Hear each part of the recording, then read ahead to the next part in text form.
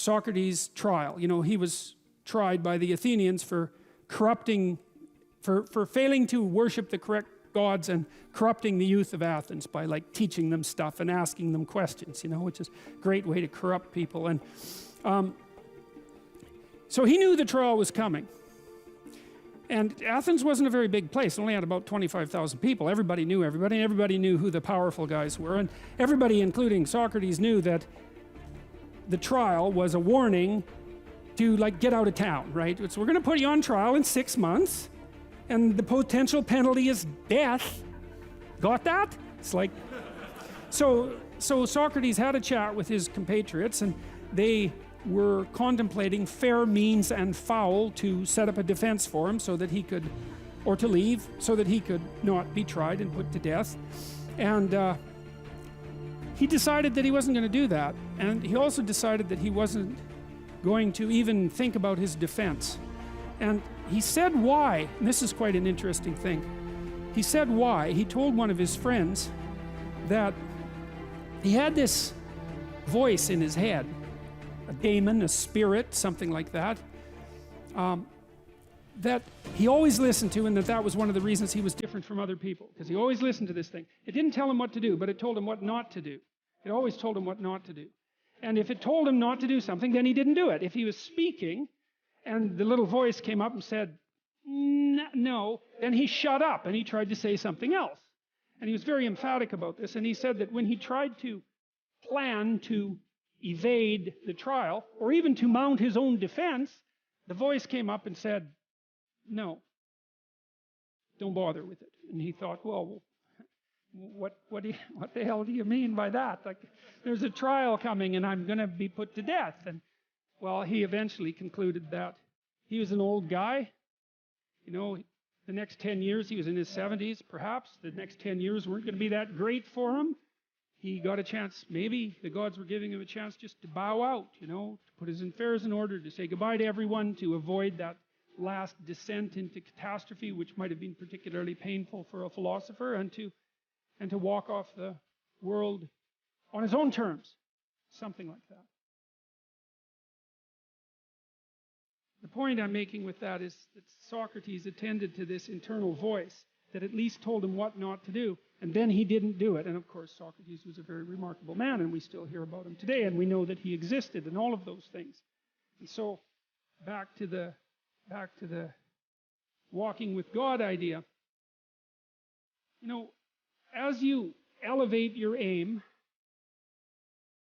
you create a judge at the same time, right? Because the new ideal, which is an ideal you, even if it's just an ideal position that you might occupy, even if it's still conceptualized in that concrete way, that becomes a judge because it's above you, right? And then you're terrified of it, maybe.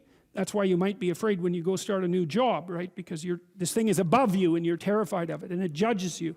And that's useful because the judge that you're creating by formulating the ideal tells you what's useless about yourself, and then you can dispense with it.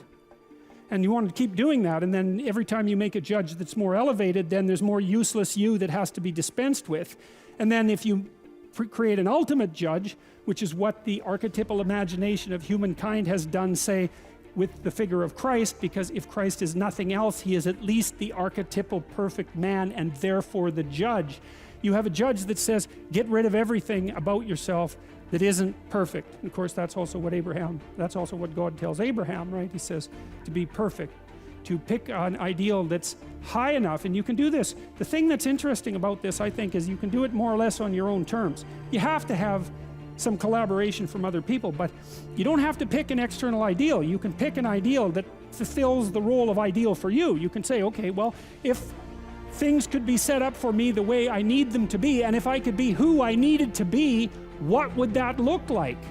And you can figure that out for yourself, and then instantly you have a judge. And I also think that's part of the reason people don't do it, right? Why don't people look up and move ahead?